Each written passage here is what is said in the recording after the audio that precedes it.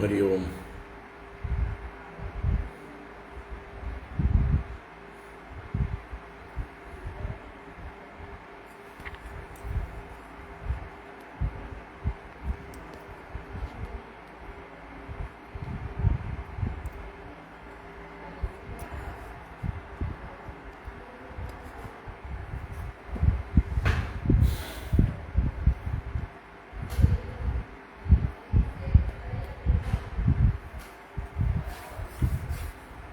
എല്ലാവർക്കും നമസ്കാരം.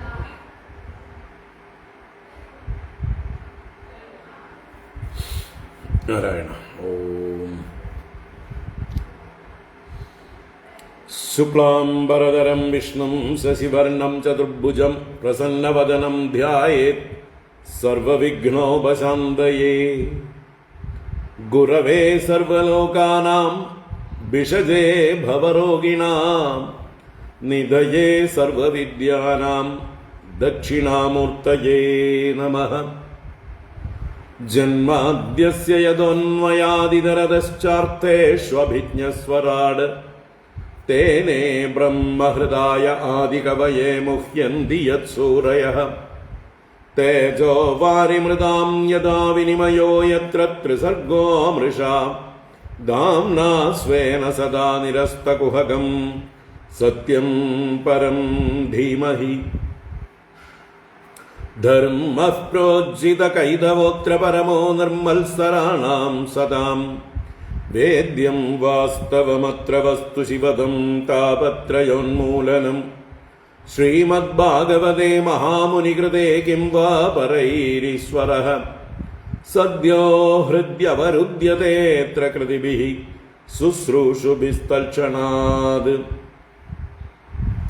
നിഗമകൽപതരോർഗളിതം ഫലം സുഖമുഖാദമൃതദ്രവസംയുതം പിബത ഭാഗവതം രസമാലയം മുഹുരഹോ രസികാ ഭുവി ഭാവുകാഃ. നാരായണം നമസ്കൃത്യ നരം ചൈവ നരോത്തമം ദേവീം സരസ്വതീം വ്യാസം തതോ ജയമുദീരയേത്. യം പ്രവ്രജന്തമനുപേതമപേതകൃത്യം ദ്വൈപായനോ വിരഹകാതര ആജുഹാവ. പുത്രേതി തന്മയതയാ തരവോഭിനേദുഃ തം സർവഭൂതഹൃദയം മുനിമാനതോസ്മി. യസ്വാനുഭാവമഖിലശ്രുതിസാരമേകം അധ്യാത്മദീപമതിതിതീർഷതാം തമോന്തം സംസാരിണാം കരുണയാഃ പുരാണഗുഹ്യം തം വ്യാസസൂനുമുപയാമി ഗുരും മുനീനാം. മൂകം കരോതി വാചാലം പങ്കും ലംഘയത്തെ ഗിരിം യത്കൃപാതമഹം വന്ദേ പരമാനന്ദമാധവം. യം ബ്രഹ്മാ വരുണേന്ദ്രരുദ്രമരുതഃ സ്തുന്വന്തി ദിവ്യൈസ്തവൈഃ വേദൈഃ സാംഗപദക്രമോപനിഷദൈഃ ഗായന്തി യം സാമഗാഃ. ധ്യാനാവസ്ഥിതതദ്ഗതേന മനസാ പശ്യന്തി യം യോഗിനോ യസ്യാന്തം ന വിദുഃ സുരാസുരഗണാഃ. ദേവായ തസ്മൈ നമഃ. കോമളം കൂജയൻ വേണും ശ്യാമളോയം കുമാരകഃ വേദവേദ്യം പരം ബ്രഹ്മ ഭാസതാം പുരതോ മമ.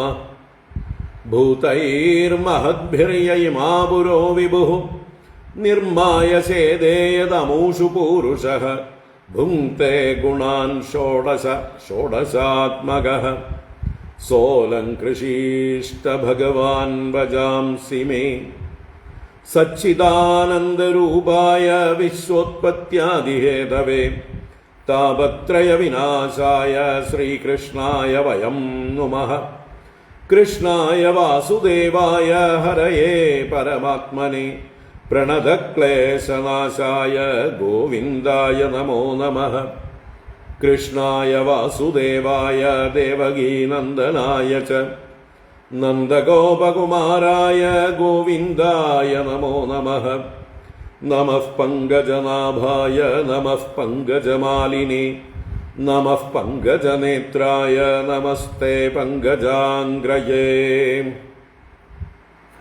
പീതാംബരം കരവിരാജിതശങ്കചക്രകൗമോദകീ സരസിജം കരുണാസമുദ്രം രാധാസഹായമതിസുന്ദരമന്ദഹാസം വാതാലയേശമനിശം ഹൃദി ഭാവയാമി വാതാലയേശമനിശം ഹൃദി ഭാവയാമി.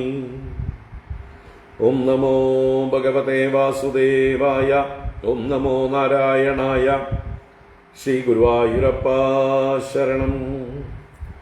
ഓം നമഃ പരമഋഷിഭ്യോ നമഃ പരമഋഷിഭ്യഃ. ശ്രീ ഗുരുഭ്യോ നമഃ.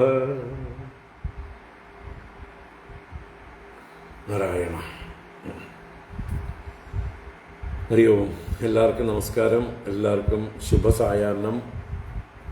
ഭാഗവത ജ്ഞാനഗംഗയിലേക്ക് സുസ്വാഗതം. നാരായണ.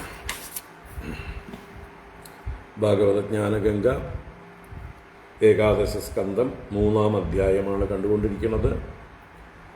മായയെ എങ്ങനെ തരണം ചെയ്യണം എന്നുള്ള നിമി ചക്രവർത്തിയുടെ ചോദ്യത്തിന് പ്രബുദ്ധൻ എന്ന യോഗി മറുപടി പറയുന്നതാണ് കണ്ടുകൊണ്ടിരിക്കുന്നത്. ഭാഗവത ധർമ്മങ്ങൾ അഭ്യസിക്കുക. ആ ഭാഗവത ധർമ്മങ്ങളെയാണ് എണ്ണി പറഞ്ഞുകൊണ്ടിരിക്കുന്നത്. നമ്മൾ ഏകദേശം 3/4 ഭാഗത്തോളം കണ്ടു കഴിഞ്ഞു. ഇനി കുറച്ചുകൂടി ബാക്കിയുണ്ട്. നമുക്ക് നോക്കാം. 17-ാം ശ്ലോകം മുതൽക്ക് വായിക്കാം. 17 മുതൽ 40 വരെ വായിക്കാം. ഓം നമോ ഭഗവതേ വാസുദേവായ. അഥ ശ്രീമദ്ഭാഗവതേ ഏകാദശ സ്കന്ധേ 3-യോऽധ്യായഃ. രാജോവാച യഥൈതാമൈശ്വരീം മായാം ദുസ്തരാം അകൃതാത്മഭിഃ തരന്ത്യഞ്ജഃ സ്ഥൂലധിയോ മഹർഷേ ഇദമുച്യതാം. പ്രബുദ്ധ ഉവാച കർമാണ്യാരഭമാണാനാം ദുഃഖഹത്यै സുഖായ ച പശ്യേത് പാകവിപര്യാസം മിഥുനീചാരിണാം നൃണാം നിത്യാർത്തിദേന വിത്തേന ദുർലഭേന ആത്മമൃത്യുനാ ഗൃഹാപത്യാപ്ത പശുഭിഃ കാ പ്രീതിഃ സാധിതൈശ്ചലൈഃ. ഏവം ലോകം പരം വിദ്യാത് നശ്വരം കർമ്മ നിർമ്മിതം സതുല്യാതിശയധ്വംസം യഥാ മണ്ഡലവർത്തിനാം. തസ്മാത് ഗുരും പ്രപദ്യേത ജിജ്ഞാസുഃ ശ്രേയ ഉത്തമം ശാബ്ദേ പരേ ച നിഷ്ണാതം ബ്രഹ്മണ്യുപശമാശ്രയം. തത്ര ഭാഗവതാൻ ധർമാൻ ശിക്ഷേത് ഗുരുവാത്മദൈവതഃ അമായയാനുവൃത്യായൈഃ തുഷ്യേതാത്മാത്മതോ ഹരിഃ. സർവതോ മനസോ സംഗമാദൗ സംഗം ച സാധുഷു ദയാം മൈത്രീം പ്രശ്രയം ച ഭൂതേഷ്വദ്ധായതോചിതം. ശൗചം തപസ്തിതിക്ഷാം ച മൗനം സ്വാധ്യായമാർജവം ബ്രഹ്മചര്യമഹിംസാം ച സമത്വം ദ്വന്ദ്വസംജ്ഞയോഃ. സർവത്രാത്മേശ്വരാന്വീക്ഷാം കൈവല്യമനികേതതാം വിവിക്തചീരവസനം സന്തോഷം യേന കേനചിത്. ശ്രദ്ധാം ഭാഗവതേ ശാസ്ത്രേ അനിന്ദാമന്യത്ര ചാഭിഃ മനോവാക്കർമ്മദണ്ഡം ച സത്യം ശമദമൗ അപി. ശ്രവണം കീർത്തനം ധ്യാനം ഹരേരത്ഭുതകർമ്മണഃ ജന്മകർമ്മഗുണാനാം ച തദർത്ഥേ അഖില ചേഷ്ടിതം. ഇഷ്ടം ദത്തം തപോജപ്തം വൃത്തം യച്ചാത്മനഃ പ്രിയം ദാരാൻ സുതാൻ ഗൃഹാൻ പ്രാണാൻ യത്പരസ്മൈ നിവേദനം. ഏവം കൃഷ്ണാത്മനാദേഷു മനുഷ്യേഷു ച സൗഹൃദം പരിചര്യാം ചോഭയത്ര മഹൽസു നൃഷു സാധുഷു. പരസ്പരാനുകഥനം പാവനം ഭഗവത് യശഃ മിഥോരതിർമിതസ്തുഷ്ടിഃ നിവൃത്തിർമിത ആത്മനഃ. സ്മരന്തഃ സ്മാരയന്തശ്ച മിതോ അഗൗഗഹരം ഹരിം ഭക്ത്യാ സഞ്ജാതയാ ഭക്ത്യാ ബിഭ്രത്യുത്പുളകാം തനും. ക്വചിത് രുദന്ത്യച്യുതചിന്തയാ ക്വചിത് ഹസന്തി നന്ദന്തി വദന്ത്യലൗകികാഃ. നൃത്യന്തി ഗായന്ത്യനുശീലയന്ത്യജം ഭവന്തി തൂഷ്ണീം പരമേത്യ നിർവൃതാഃ. ഇതി ഭാഗവതാൻ ധർമാൻ ശിക്ഷൻ ഭക്ത്യാ തദുക്തയാ നാരായണപരോ മായാം അഞ്ജസ്തരതി ദുസ്തരാം. രാജോവാച നാരായണാഭിധാനസ്യ ബ്രഹ്മണഃ പരമാത്മനഃ നിഷ്ഠാം അർഹതനോ വക്തും യൂയം ഹി ബ്രഹ്മവിത്തമാഃ. പിപ്പലായന ഉവാച സ്ഥിത്യുൽഭവ പ്രളയഹേതുരഹേതുരസ്യ യൽ സ്വപ്നജാഗര സുഷുപ്തിഷു സദ്ബഹിശ്ച ദേഹേന്ദ്രിയാസു ഹൃദയാനി ചരന്തി യേന സഞ്ജീവിതാനി തദവേഹി പരം നരേന്ദ്ര. നൈതന്മനോ വിശതി വാക് ഉദ ചക്ഷുരാത്മാ പ്രാണേന്ദ്രിയാണി ച യദാനലമർച്ചിഷസ്വാഹ. ശബ്ദോപി ബോധകനിഷേധതയാത്മമൂലം അർത്ഥോക്തമാഹ യദൃതേ ന നിഷേധസിദ്ധിഃ. സത്വം രജസ്തമ ഇതി ത്രിവൃദേകമാദൗ സൂത്രം മഹാനഹമിതി പ്രവദന്തി ജീവം. ജ്ഞാനക്രിയാർത്ഥഫലരൂപതയോരു ശക്തി ബ്രഹ്മൈവ ഭാതി സദസച്ച തയോഃ പരം യത്. നാത്മാ ജജാന ന മരിഷ്യതി നൈധതേസൗ ന ക്ഷീയത്തെ സവനവിദ്വ്യഭിചാരിണാം ഹി. സർവത്ര ശശ്വതനവായുപലബ്ധിമാത്രം പ്രാണോ യദേന്ദ്രിയബലേന വികൽപ്പിതം സത്. അണ്ഡേഷു പേശിഷു തരുഷു അവിനിശ്ചിതേഷു പ്രാണോ ഹി ജീവമുപധാവതി തത്ര തത്ര. സന്നേയതിന്ദ്രിയഗണേ അഹമി ച പ്രസുപ്തേ കൂടസ്ഥ ആശയമൃതേ തദനുസ്മൃതിർന. യർഹ്യബ്ജനാഭചരണൈഷണയോർഭക്ത്യാ ചേതോമലാനി വിധമേത് ഗുണകർമ്മജാനി. തസ്മിൻ വിശുദ്ധ ഉപലഭ്യത ആത്മതത്വം സാക്ഷാത് യദാമലദൃശോഃ സവിതൃപ്രകാശഃ. സർവത്ര ഗോവിന്ദനാമ സങ്കീർത്തനം. ഗോവിന്ദ ഗോവിന്ദ. നാരായണാഖില ഗുരോ ഭഗവൻ നമസ്തേ. നാരായണാഖില ഗുരോ ഭഗവൻ നമസ്തേ. നാരായണാഖില ഗുരോ ഭഗവൻ നമസ്തേ.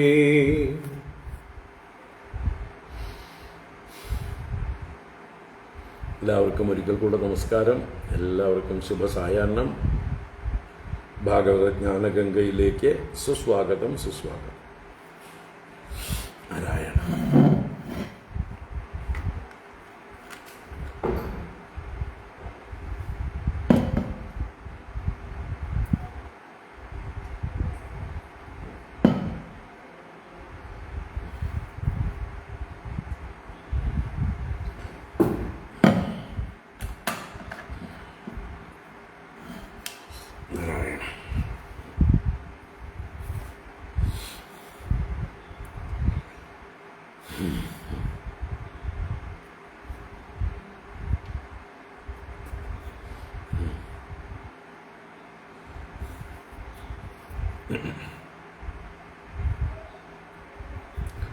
ഹരിയോ.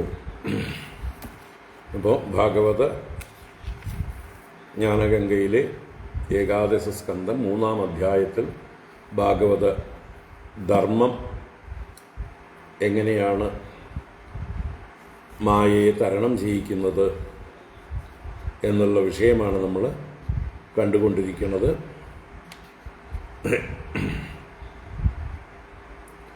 അപ്പോൾ ആദ്യം വേണ്ടത് ഈ സംസാരത്തിൽ മറ്റുള്ളവരെല്ലാം അനുഭവിക്കുന്നത് കണ്ട് അതിൽ നിന്ന് പാഠം ഉൾക്കൊണ്ട് വിവേകം ഉണ്ടാകണം, വൈരാഗ്യമുണ്ടാകണം. അതിനുശേഷം ജിജ്ഞാസയോടുകൂടെ ഗുരുവിനെ സമീപിക്കണം. പരീക്ഷ്യ ലോകാൻ കർമ്മചിതാൻ ബ്രാഹ്മണഃ നിർവേദമായാത് നാസ്തി അകൃതഃ കൃതേന തദ്വിജ്ഞാനാർത്ഥം സ ഗുരുമേവാഭിഗച്ഛേത് സമിത്പാണിഃ ശ്രോത്രിയം ബ്രഹ്മനിഷ്ഠം എന്നുള്ള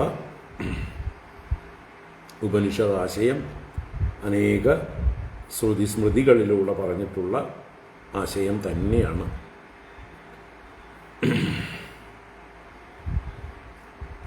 അപ്പോൾ ഈ ലോകവും പരലോകവും സുഖദായകങ്ങളല്ല, ശാശ്വതങ്ങളല്ല. എന്നുള്ള അറിവ് വൈരാഗ്യത്തെ ജനിപ്പിക്കുന്നു.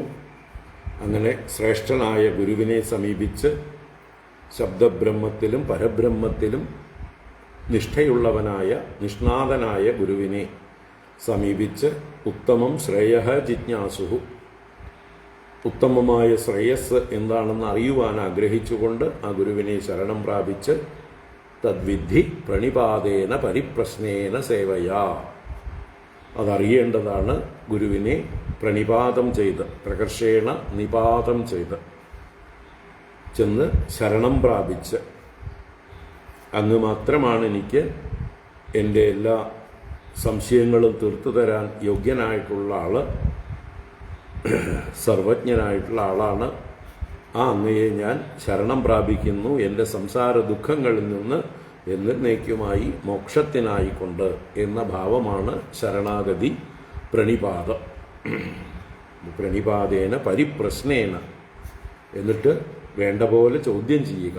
തൻ്റെ സംശയങ്ങൾ നീങ്ങുന്ന രീതിയിൽ ആത്മജ്ഞാനത്തിന് എന്തെല്ലാമാണ് തടസ്സങ്ങൾ, ആ തടസ്സങ്ങൾ നീക്കാൻ വേണ്ടിയുള്ള ചോദ്യങ്ങളായിരിക്കണം ചോദിക്കേണ്ടത്. അങ്ങനെ പരിപ്രശ്നേന സേവയാ, ഗുരുവിനെ സേവിച്ചുകൊണ്ടും.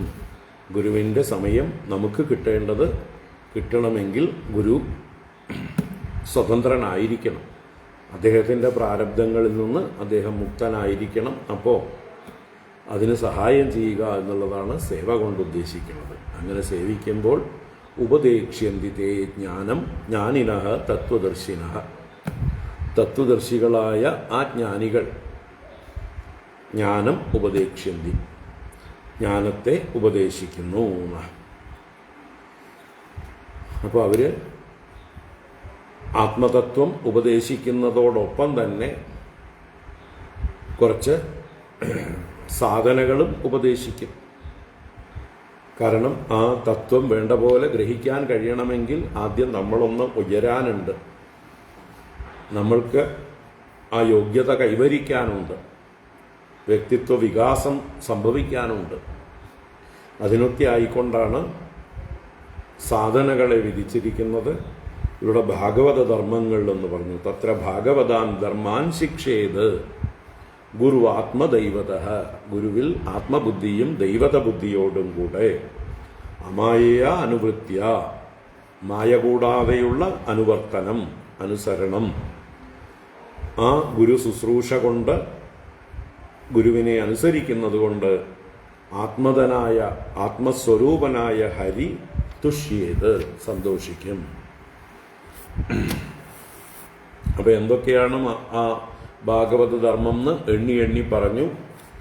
എല്ലാറ്റിൽ നിന്നും ആദ്യം അസംഗം പരിശീലിക്കണം. അസംഗം എന്നാൽ സംഘമില്ലായ്മ, സ്വാതന്ത്ര്യം, ഒന്നിനെയും ഡിപ്പെൻഡ് ചെയ്യാതിരിക്കുക.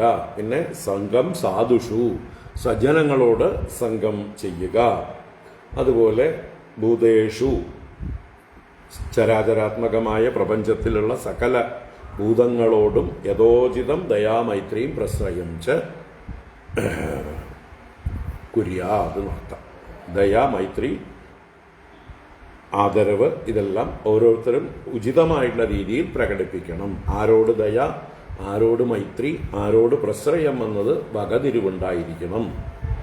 അതുപോലെ ശൗചം, തപസ്, തിദീക്ഷ, മൗനം, സ്വാധ്യായം, ആർജവം, ബ്രഹ്മചര്യം, അഹിംസ, ദ്വന്ദ്വസംജ്ഞയോ സമത്വം, സർവത്ര ആത്മേശ്വര അന്വീക്ഷാം, കൈവല്യം, അനികേതതാം, വിവിക്ത ചീരവസനം, സന്തോഷം യേന കേനചിത്.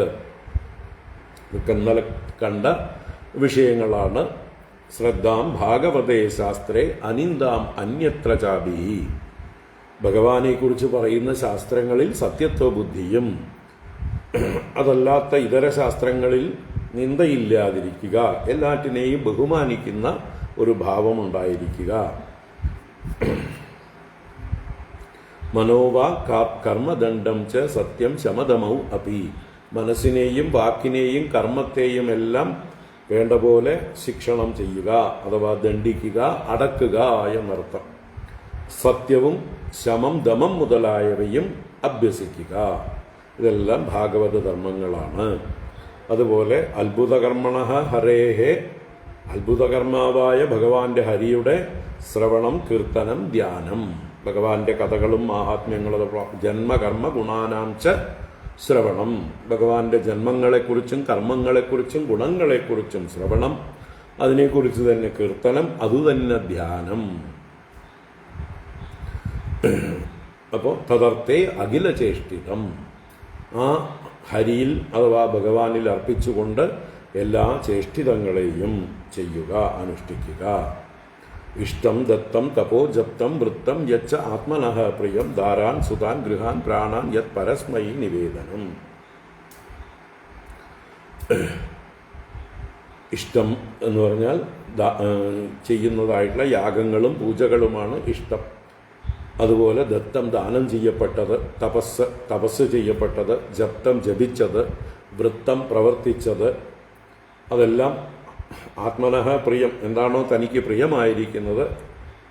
അതുപോലെ തന്നെ പുത്രന്മാരെ, ഭാര്യയെ, ഗൃഹങ്ങളെ, പ്രാണങ്ങളെ എല്ലാം പരസ്മൈ നിവേദനം, എല്ലാം ഭഗവാന്റേതാണ് എന്നുള്ള ഭാവത്തിൽ നിവേദനം ചെയ്യുക. എല്ലാം ഭഗവാൻ തന്നതാണ്, ഭഗവാൻ തന്നെയാണ്, ഭഗവാന്റേതാണ് എന്നൊക്കെയുള്ള ഭാവം ആവർത്തിച്ച് ഉറപ്പിക്കുക. അതിലൊന്നും മമത ഇല്ലാതെ, അതിലൊന്നും സ്വാർത്ഥത ഇല്ലാതെ എല്ലാം ഭഗവാനിൽ പരസ്മൈ നിവേദനം. ഏവം കൃഷ്ണ ആത്മനാഥേഷു മനുഷ്യേഷു ച സൗഹൃദം. പ്രകാരം കൃഷ്ണനെ തന്നെ ആത്മനാഥന്മാരായി കരുതുന്ന മനുഷ്യരിൽ സൗഹൃദം പുലർത്തുക, എന്നുവെച്ചാൽ ഉത്തമ ഭക്തന്മാരോട് സൗഹൃദം പുലർത്തുക. അതുപോലെ ഉഭയത്ര പരിചര്യ, സ്ഥാവര ജംഗമങ്ങളെയെല്ലാം വേണ്ട പോലെ പരിചര്യ ചെയ്യുക, പരിരക്ഷിക്കുക എന്നർത്ഥം. പ്രകൃതിയിലുള്ള സകലതും ഈശ്വര സ്വരൂപങ്ങളാണെന്നുള്ള ഭാവത്തോടെ അവയെ സംരക്ഷിക്കുക. അതുപോലെ മഹത്സു നൃഷു സാധുഷു പരിചര്യ, മഹാത്മാക്കളെയും മനുഷ്യരെയും സജ്ജനങ്ങളെയും എല്ലാം ആവും പോലെ പരിചര്യ ചെയ്യുക, ആവുന്ന സഹായം ചെയ്യുക, ആവുന്ന സേവ ചെയ്യുക, ആവുന്ന പൂജ ചെയ്യുക. ഇപ്പോൾ മഹാത്മാക്കൾക്കും സാധുക്കൾക്കും ഒന്നും നമ്മുടെ സേവനം ആവശ്യമുണ്ടാവില്ല, എങ്കിലും അതെല്ലാം ചെയ്യുന്നത് നമുക്ക് വേണ്ടി, നമ്മുടെ ശ്രേയസ്സിന് വേണ്ടിയാണ് നമ്മൾ അവർക്ക് ചെയ്യുന്നത്. മറ്റുള്ള സാധാരണ ജനങ്ങൾക്ക് ചെയ്യുന്നത് അവർക്ക് ആവശ്യമുള്ള കാര്യങ്ങൾ ചെയ്തു കൊടുക്കാം. നൃഷു എന്ന് പറയുമ്പോൾ നരന്മാർക്ക്, അതുപോലെ പാവപ്പെട്ടവർക്ക് ഒക്കെ വേണ്ട പരിചര്യ ചെയ്യുന്നത്, അവർക്ക് ആവശ്യമുള്ളത്. മഹാത്മാക്കളെ പൂജിക്കുന്നതും സേവിക്കുന്നതും നമ്മുടെ ശ്രേയസ്സിനായിക്കൊണ്ട്. ഇതുവരെയാണ് നമ്മൾ പറഞ്ഞ് നിർത്തിയിട്ടുള്ളത്. 29ാമത്തെ ശ്ലോകം വരെ. 30 മുതൽ തുടരാം. പരസ്പരാനുകഥനം പാവനം ഭഗവത് യശഃ മിഥോരതിർമിതസ്തുഷ്ടിഃ നിവൃത്തിർമിത ആത്മനഃ.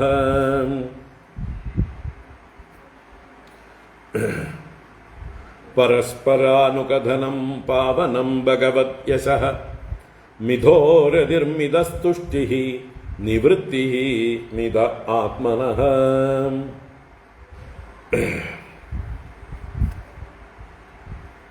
അപ്പോൾ പരസ്പര അനുകഥനം പാവനം ഭഗവത് യശഃ. നമ്മൾ ആരെ കണ്ടാലും ആരുമായി ചേർന്നിരിക്കുമ്പോഴും എന്തു ചെയ്യണം? ഭഗവത് യശഃ, പരസ്പര അനുകഥനം. ഭഗവാന്റെ യശസ്സിനെ അങ്ങോട്ടും ഇങ്ങോട്ടും നിരന്തരം പറഞ്ഞുകൊണ്ടിരിക്കണം. അനുകഥനമാണ്, നിരന്തരം പറഞ്ഞുകൊണ്ടിരിക്കണം. ഭഗവാന്റെ കഥ പറഞ്ഞില്ലെങ്കിൽ, ഭഗവാന്റെ യശസ്സിനെ കുറിച്ച് പറഞ്ഞില്ലെങ്കിൽ എന്ത് സംഭവിക്കും? അത് ആത്മപ്രശംസയിലേക്ക് വഴിമാറിപ്പോകും. ആത്മപ്രശംസ പറയാൻ തുടങ്ങിയാലോ പരസ്പരം മത്സരമാകും. ഞാനാണോ കേമൻ, നീയാണോ കേമൻ എന്നുള്ള ആ ഒരു മത്സരം ആരംഭിക്കും. അതുപോലെ തന്നെ ഒരാൾ തന്നെ തന്നെ പ്രശംസിക്കുമ്പോഴോ അസഹിഷ്ണുത, അസൂയ, അതുപോലെ അയാളെ നശിപ്പിക്കണം എന്നുള്ള ചിന്ത, ഇതൊക്കെ വർദ്ധിച്ചു വരും. അങ്ങനെ ശത്രുതയായി മാറും അത്. അതുകൊണ്ട് വിവേകമുള്ളവരാരും ആത്മപ്രശംസ ചെയ്യരുത്, അറിവുള്ളവരാരും ചെയ്യാറില്ല.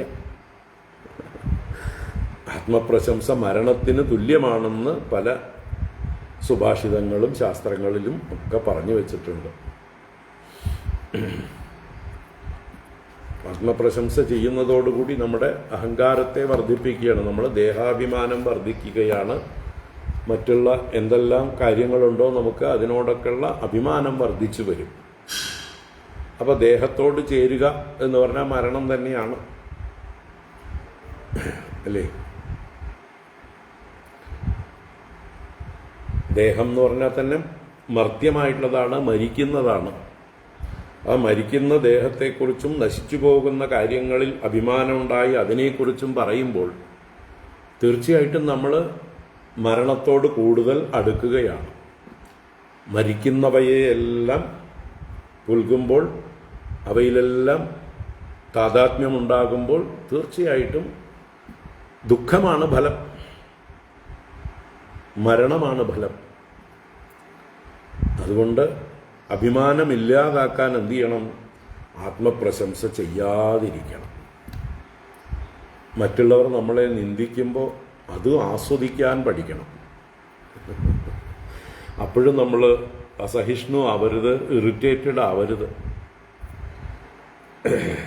കാരണം മറ്റുള്ളവർ നമ്മളെ നിന്ദിക്കുന്തോറും നമ്മളുടെ അഭിമാനമെല്ലാം അകന്നകന്ന് പോകുകയാണ്.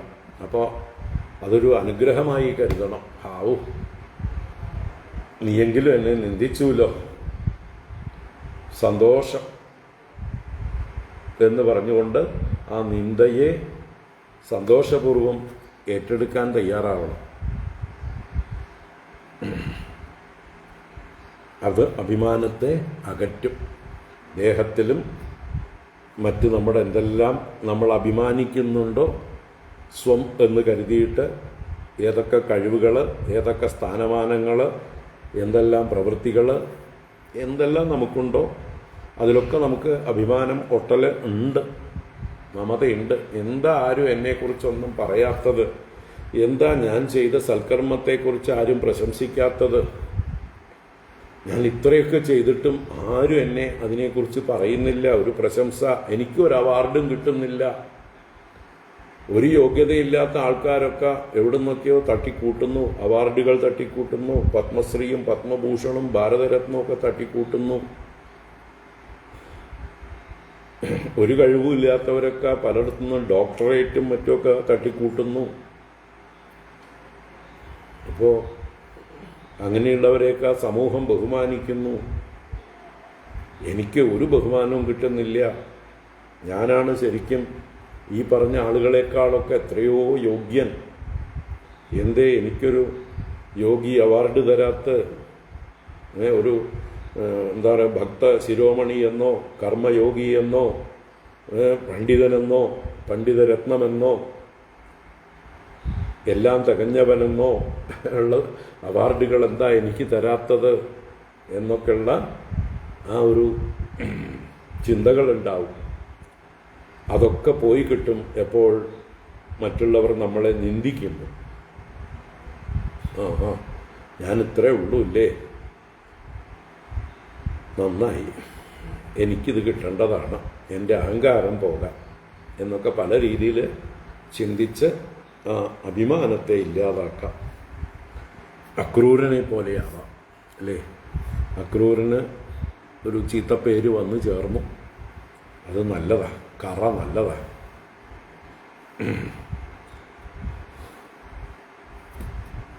അപ്പോൾ അതുപോലെ ഇവിടെ എന്താ പറയേണ്ടത്? പരസ്പരം ആര് കണ്ടാലും എല്ലാം ഭഗവാന്റെ മാഹാത്മ്യം എന്ന് പറയണം. ഭഗവാന്റെ കാരുണ്യം, ഭഗവാനാണ് എല്ലാം ചെയ്യിക്കുന്നത്, എല്ലാം ചെയ്യുന്നത്. ഭഗവാൻ വിചാരിച്ചാൽ മാത്രമേ ഇവിടെ എന്തെങ്കിലും നടക്കുള്ളൂ. അതുകൊണ്ട് ഇവിടെ നടക്കുന്നതെല്ലാം ഭഗവാന്റെ ഇച്ഛയാണ്. ഇങ്ങനെ പറഞ്ഞ് നമ്മുടെ ഉള്ളിലുള്ള അഭിമാനങ്ങളെ, അഹങ്കാരത്തെ ഒക്കെ കഴുകി കഴുകി കഴുകി കളയണം, ശുദ്ധീകരിക്കണം. അതിനാണ് ഭഗവത് യശഃ പരസ്പര അനുകഥനം. ആ ഭഗവത് യശ എങ്ങനെയുള്ളതാണ്? പാവനം. പാവനം എന്ന് പറഞ്ഞാലോ ശുദ്ധീകരിക്കുന്നത്, പവിത്രമാക്കുന്നത്. അപ്പം ഈ പറഞ്ഞത് തന്നെയാണ്. ഭഗവാന്റെ യശസ് പറയുന്തോറും നമ്മുടെ അഹങ്കാരം, അഭിമാനം, മമത മുതലായിട്ടുള്ള ദോഷങ്ങളെ അത് ശുദ്ധീകരിക്കുന്നു. അപ്പോൾ പാവനം തന്നെയാണ്.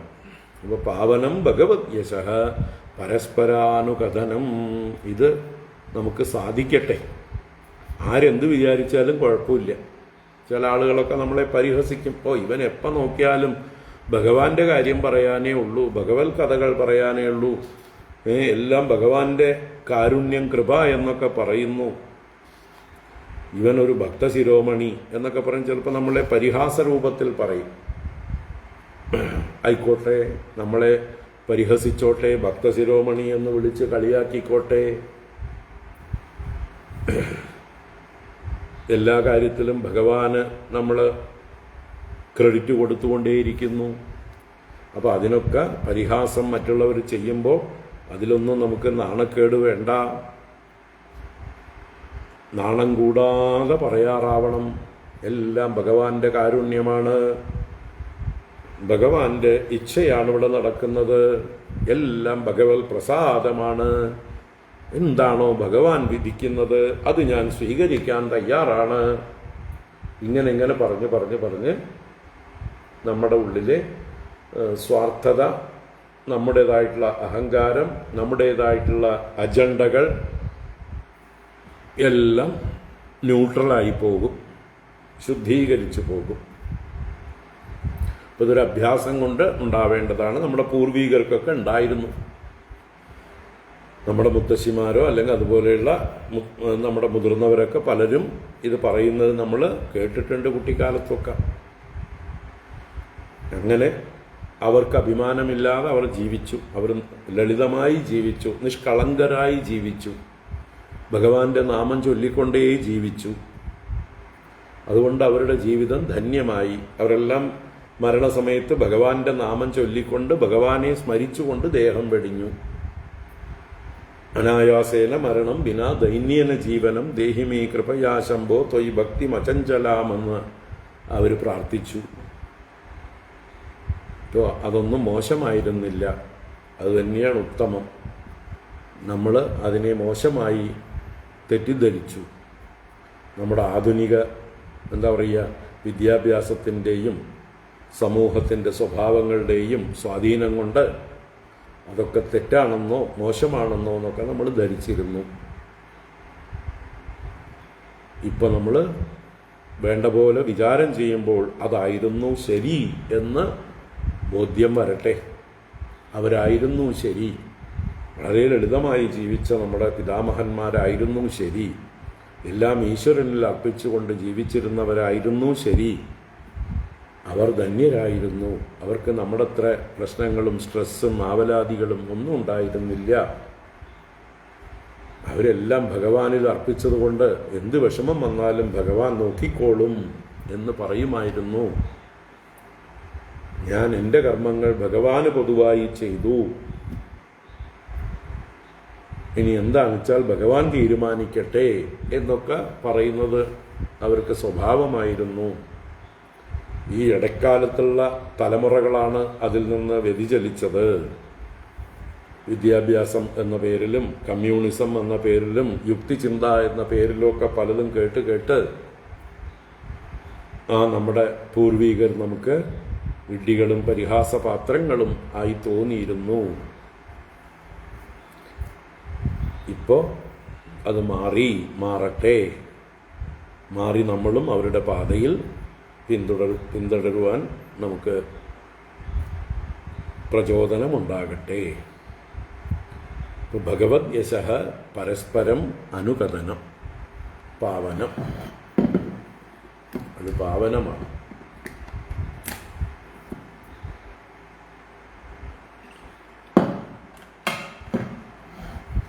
മിതോ രതിഃ മിതസ്തുഷ്ടിഃ നിവൃത്തിഃ മിത ആത്മനഃ.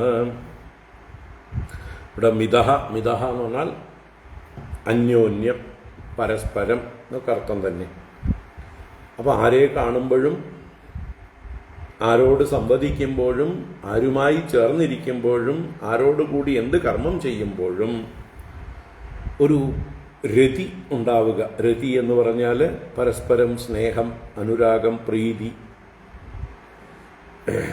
ആരുമായിട്ടും കണ്ടുമുട്ടുമ്പോഴും സ്നേഹത്തോടുകൂടി പെരുമാറാൻ കഴിയട്ടെ നമുക്ക്. ആരുടെ കൂടെയാണോ നമ്മൾ തൽക്കാലം ഇരിക്കുന്നത് അവരോട് നമുക്ക് ഒരു രതി എന്ന് പറഞ്ഞാൽ അവിടെ രമണം, അതൊരു പ്രീതിപൂർവമായ, സ്നേഹപൂർവമായ പെരുമാറ്റമാണ്. എത്ര കാലം ഇരിക്കുന്നുവോ അത്ര കാലം രതി. ഇവിടെ നിവൃത്തിയും പറഞ്ഞിട്ടുണ്ട് പിന്നീട്. മിതഃ തുഷ്ടിഹി. മിതഃ തുഷ്ടിഹി എന്ന് പറയുമ്പോഴോ അന്യോന്യം സന്തോഷം, പരസ്പരം എന്ത് ചെയ്യുമ്പോഴും സന്തോഷം. ഇങ്ങോട്ടും എന്ത് ചെയ്യുന്നുവോ അതിൽ സന്തോഷം. ചെയ്യാതിരിക്കുന്നതിൻ്റെ കണക്ക് പറയാറില്ല. ഇന്നത് ചെയ്തില്ല എന്ന് പറയലാണ് നമ്മുടെയൊക്കെ ഇന്നത്തെ ജനറേഷൻ്റെ സ്വഭാവം. ചെയ്തതൊക്കെ മറന്നുകൊണ്ട് ചെയ്യാത്ത അല്പകാര്യങ്ങളുണ്ടെങ്കിൽ അതിൽ കംപ്ലൈൻറ്റ് പറയുക. അവിടെ തുഷ്ടിയില്ല, സന്തോഷമില്ല. നേരെമറിച്ച് എന്ത് നമുക്ക് വേണ്ടി ഒരാൾ ചെയ്തുവോ അതിൽ സന്തോഷം പ്രകടിപ്പിച്ചുകൊണ്ട് അത് ഭഗവാന്റെ അനുഗ്രഹമായി കരുതി ഭഗവാനോടും അത് ചെയ്ത ആളോടും നിറവോടുകൂടിയ കൃതജ്ഞത ഭാവം പ്രകടിപ്പിക്കുക. എല്ലാം ചെയ്യിക്കുന്നത് ഭഗവാനാണ്. അതുകൊണ്ട് ആദ്യത്തെ താങ്ക്സ് ഭഗവാന്, താങ്ക് ഗോഡ് എന്ന് പറയാറില്ലേ ആളുകൾ. അപ്പോൾ ഏത് കാര്യത്തിനും ഒരാൾക്ക് നമ്മളെ സഹായിക്കാൻ തോന്നിയെങ്കിൽ അയാളോട് താങ്ക് യു എന്ന് പറയുന്നതോ ഒപ്പം തന്നെ താങ്ക് ഗോഡ് എന്ന് കൂടി. ഭഗവാന് കൃതജ്ഞത, ഭഗവാന് നന്ദി. കാരണം ഭഗവാനാണ് അയാളുടെ ഉള്ളിൽ പ്രവർത്തിച്ചത്, അയാളെ കൊണ്ട് നമ്മളെ സഹായിച്ചത്. വീഴാൻ പോകുമ്പോൾ നമ്മളെ കൈപിടിച്ച് സഹായിച്ചത്, വീണ് കിടക്കുമ്പോൾ നമ്മളെ കൈപിടിച്ച് ഉണർത്തിയത്, ഉയർത്തിയത്. എന്ത് വിഷമത്തിലും നമ്മൾക്ക് സഹായമായി ഒരാൾ പ്രവർത്തിച്ചുവെങ്കിൽ അത് ഈശ്വര പ്രേരണ കൊണ്ടാണ്. അപ്പോൾ ഈശ്വരൻ തന്നെയാണ് മുമ്പിൽ നിൽക്കുന്നത് എന്നുള്ള ഭാവത്തിൽ അയാളോടും ഈശ്വരനോടും, പരോക്ഷനായ ഈശ്വരനെ മനസ്സിൽ കാണുക, പ്രത്യക്ഷനായിരിക്കുന്ന ഈശ്വരനെ അയാളിൽ കാണുക, ആരാണോ സഹായിച്ചത്. അതാണ് മിതഃ തുഷ്ടിഹി. എന്ത് ചെയ്താലും തുഷ്ടി, ചെയ്യാത്തതിനെക്കുറിച്ച് കംപ്ലൈൻ്റ് ഇല്ല. അന്യോന്യം തുഷ്ടി, സന്തോഷം. മിതഃ നിവൃത്തിഹി ആത്മനഃ. ആത്മനഃ എന്ന് പറഞ്ഞാൽ മനസ്സിന് അർത്ഥം. ആ മനസ്സിൻ്റെ നിവൃത്തിഹി. നിവൃത്തിഹി എന്ന് പറഞ്ഞാലോ എവിടുന്നാണോ തിരിയേണ്ടത്, പിന്തിരിയേണ്ടത്, അവിടെ നിന്ന് പിന്തിരിയാനുള്ളതായിട്ടുള്ള കഴിവും ഉണ്ടായിരിക്കുക. ഒരാളോട് രതിയുണ്ട് എന്ന് പറഞ്ഞിട്ട് എന്നും അവരെ കെട്ടിപ്പിടിച്ച് ജീവിതാവസാനം വരെ എൻ്റെ കൂടെ വേണം എന്നുള്ളത് ശരിയല്ല. എപ്പോൾ നമ്മുടെ കൂടെ അയാൾ ഇരിക്കാൻ വിധിക്കപ്പെട്ടിരിക്കുന്നുവോ അപ്പോൾ രതി. എപ്പോൾ അയാൾ നമ്മളെ വിട്ടുപോകുന്നുവോ അപ്പോൾ നിവൃത്തി. ആ നിവർത്തിക്കാനും കഴിയണം. നമ്മൾക്ക് രതി ഇഷ്ടമാണ്. ആരെങ്കിലുമൊക്കെ നമ്മുടെ കൂടെ ഉണ്ടായി നമ്മളെ എന്താ പറയുക, എപ്പോഴും നല്ലത് ചിന്തിച്ച് നല്ലത് പറഞ്ഞ് നമ്മളെ സഹായിച്ച് അനുകൂലിച്ച് എപ്പോഴും കൂടെ നമുക്കൊരു ധൈര്യമായി ഒരാളുണ്ടെങ്കിൽ നമുക്ക് രതി, അവരിലോട് പ്രേമം ഉണ്ടാകുന്നത് സ്വാഭാവികം. വളരെ സന്തോഷം. നല്ല സജ്ജനങ്ങൾക്കൊക്കെ അതുണ്ടാവും. മറ്റുള്ളവർ നമ്മൾക്ക് സഹായമാണ് ചെയ്യുന്നത് എന്ന് മനസ്സിലാക്കാനുള്ള ഒരു ബുദ്ധി, അതാണ് കൃതജ്ഞത. കൃതജ്ഞത, കൃതം ജാനാതി. ഒരാൾ നമുക്ക് എന്ത് ചെയ്യുന്നുവോ ആ ചെയ്തതിനെ അറിയലാണ് കൃതജ്ഞത. അയാൾ ചെയ്തതിനെ റെക്കഗ്നൈസ് ചെയ്യുക, അതിൻ്റെ ഒരു പ്രതികരണമാണ് താങ്ക് യു എന്നൊക്കെ പറയുന്നത്. ഉള്ളിലാണ് ആ അറിവുണ്ടാവുന്നത്. അറിവാണ് കൃതജ്ഞത. അറിവിൻ്റെ പ്രകടനമാണ് ആ ഒരു ഗ്രാറ്റിറ്റ്യൂഡ്, താങ്ക് യു എന്നൊക്കെ പറയുന്നത്. അപ്പം ആദ്യം വേണ്ടത് ഉള്ളിലെ അറിവാണ്. ഇന്നാൾ ഇന്നത് നമ്മളോട് ചെയ്തു, നമുക്ക് വേണ്ടി ചെയ്തു. ചെറിയ ചെറിയ കാര്യങ്ങൾ മുതൽ റെക്കഗ്നൈസ് ചെയ്യാൻ പഠിക്കണം നമ്മൾ. അപ്പോൾ വലിയ കാര്യങ്ങൾ ഒരിക്കലും നമ്മൾ വിട്ടുകളയില്ല.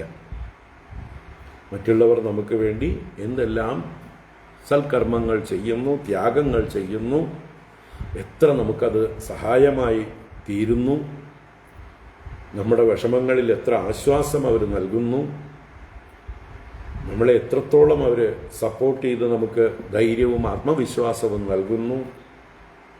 ഇതൊക്കെ എപ്പോഴും റെക്കഗ്നൈസ് ചെയ്തുകൊണ്ടിരിക്കുക. ഇതാണ് മിതഃ രതിഹി. അപ്പോൾ അവരോട് പ്രേമമുണ്ടാവും, അവരോട് രാഗമുണ്ടാകും. ആ രാഗം അത് പാശമായി മാറരുത്. അതാണ് മിതഃ നിവൃത്തിഹി. അവർ ചെയ്തതിലൊക്കെ സന്തോഷിക്കുക. എപ്പോൾ നിവർത്തിക്കുന്നുവോ അപ്പം നിവർത്തിക്കുക. നമുക്ക് നിവർത്തിക്കേണ്ട നേരത്ത് നമ്മളും നിവർത്തിക്കണം. അവർക്ക് നിവർത്തിച്ച് പോകേണ്ട സമയത്ത് അവർക്കും നിവർത്തിക്കാൻ കഴിയണം. അല്ലാതെ എന്നും എൻ്റെ കൂടെ തന്നെ ഇരിക്കൂ എന്ന് പറയരുത്. കൃഷ്ണനും കുചേലനും കൂടി വളരെ കാലത്തിന് ശേഷം കണ്ടുമുട്ടി. അവർ രണ്ടും ഉറ്റ സുഹൃത്തുക്കൾ. എങ്ങനെയൊക്കെ അവരുടെ സമാഗമം എന്തൊക്കെ രീതിയിലാണ് ഓരോ സാഹിത്യത്തിലും വർണ്ണിച്ചിരിക്കുന്നത്. അങ്ങനെ അവർ തമ്മിലുള്ള ആ കുറച്ച് നേരത്തേക്കുള്ളതായിട്ടുള്ള ഒരു ചർച്ച, മിതഃ രതിഹി മിതഃ തുഷ്ടിഹി, ഇത് രണ്ടും കാണാം. നേരം പുലർന്നപ്പോഴോ പിറ്റേ ദിവസം രാവിലെ ആയപ്പോഴോ കൃഷ്ണൻ കുചേലനെ പറഞ്ഞയക്കുന്നു. കുചേലൻ തൻ്റെ വന്ന കാര്യം കഴിഞ്ഞു, ഭഗവാനെ കണ്ടു. അയം ഹി പരമോ ലാഭഃ ഉത്തമ ശ്ലോക ദർശനം. വന്ന കാര്യം കഴിഞ്ഞു, ഇനിയും ഇവിടെ തന്നെ സുഖിച്ചിരിക്കുകയല്ല. കൃഷ്ണൻ തന്നെ സൽക്കരിക്കുന്നുണ്ട്, ബഹുമാനിക്കുന്നുണ്ട്, സ്നേഹം പ്രകടിപ്പിക്കുന്നുണ്ട്. കുറേ കാലമായി കണ്ടിട്ട് ഇപ്പോഴാണ് വർഷങ്ങൾക്ക് ശേഷം കാണുന്നത്.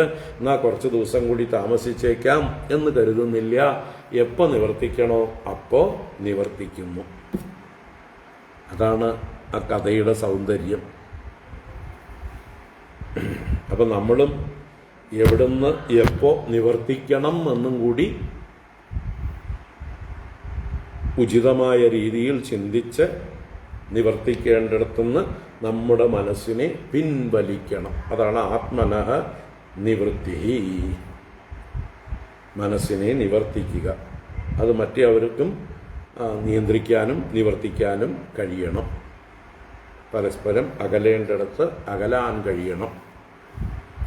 ശരീരം കൊണ്ട് അകന്നാലും ഉള്ളിൽ സ്നേഹവും കൃതജ്ഞതയും എന്നും ഉണ്ടായിരിക്കും. അടുത്ത് ഈശ്വരൻ എപ്പോഴാണോ കാണാൻ യോഗം ഉണ്ടാക്കുന്നത് അപ്പോൾ കാണാം. അല്ലാതെ കാണണം കാണണം കാണണം കണ്ടേ തീരൂ എന്നുള്ള ആസക്തിയില്ല. അപ്പം അതൊരു അടിമത്തമാണ്, അതൊരു അസ്വസ്ഥതയാണ്, അതൊരു വേദനയാണ്. അങ്ങനെയുള്ള ആ ഒരു ആസക്തി ഇല്ലാതെ ആ സ്നേഹത്തോടുകൂടെ അവരെക്കുറിച്ച് എപ്പോഴെങ്കിലും ചിന്തിച്ചാൽ സന്തോഷം ഉണ്ടാവുക. നല്ല ആൾക്കാർ, എന്ത് നല്ല ആൾക്കാർ, എന്തൊരു സ്നേഹം. ആരോടെങ്കിലും അവരെക്കുറിച്ച് പറയേണ്ട അവസരം വന്നാലും നല്ലത് പറയുക. അത് കഴിഞ്ഞാലോ നമ്മുടെ അടുത്ത പണിയിലേക്ക് പോവുക. ഇനി ഭഗവാൻ എപ്പോഴാണോ സമാഗമം ഉണ്ടാക്കുന്നത് അപ്പോൾ കാണാം. ഈ ഒരു ആറ്റിറ്റ്യൂഡിനെയാണ് ഇവിടെ മിതോ നിവൃത്തിഹി എന്ന് പറഞ്ഞത്. എന്താ ഈ നിവൃത്തി എന്ന് ചിന്തിക്കേണ്ട. നിവർത്തിക്കാൻ സാധിക്കണം. ഈസി ആയിട്ട് നമുക്ക് നിവർത്തിക്കാൻ സാധിക്കണം. രതിയും തുഷ്ടിയും നല്ലത് തന്നെയാണ്. പക്ഷെ അത് നിവർത്തിയും കൂടി ആവുമ്പോഴാണ് സ്വാതന്ത്ര്യമാകുന്നത്. സ്വാതന്ത്ര്യം എന്നുള്ളത് നിവർത്തിയും കൂടി ആവുമ്പോഴേ ഉള്ളൂ. അപ്പം അതും അഭ്യസിക്കേണ്ടതാണ് എന്നർത്ഥം. നിവൃത്തിയും അഭ്യസിക്കേണ്ടതാണ്. എപ്പോൾ നമ്മൾ എവിടുന്ന് ഇറങ്ങണം, ആരോട് എപ്പോൾ യാത്ര പറയണം എന്നുള്ളത് അഭ്യസിച്ച് ആ ഒരു സ്വാതന്ത്ര്യം നേടണം.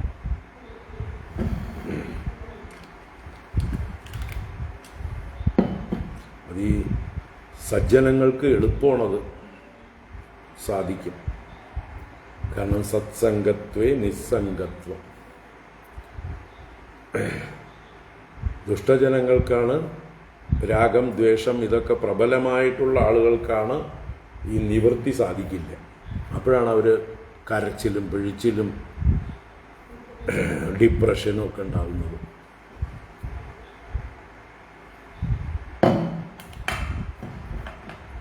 സജ്ജനങ്ങൾക്ക് സത്വഗുണമായതുകൊണ്ട് ആ സത്വഗുണം നിവൃത്തിക്കും എളുപ്പത്തിൽ സഹായിക്കും. രജോ ഗുണവും തമോ ഗുണവുമാണ് ബന്ധനമായി തീരുന്നത്. പരസ്പരാനുഘതനം പാവനം ഭഗവത് യശഃ മിഥോരതിർമിതസ്തുഷ്ടിഃ നിവൃത്തിമിത ആത്മനഃ സ്മരന്തഃ സ്മാരയന്തശ്ച മിഥോ അഗൗഗഹരം ഹരിം ഭക്ത്യാ സഞ്ജാതയാ ഭക്ത്യാ ബിഭ്രത്യുത്പുളകാം തനും. സ്മരന്തഃ സ്മാരയന്തശ്ച മിഥോ അഗൗഗഹരം ഹരിം ഭക്ത്യാ സഞ്ജാതയാ ഭക്ത്യാ ബിഭ്രത്യുത്പുളകാം തനും.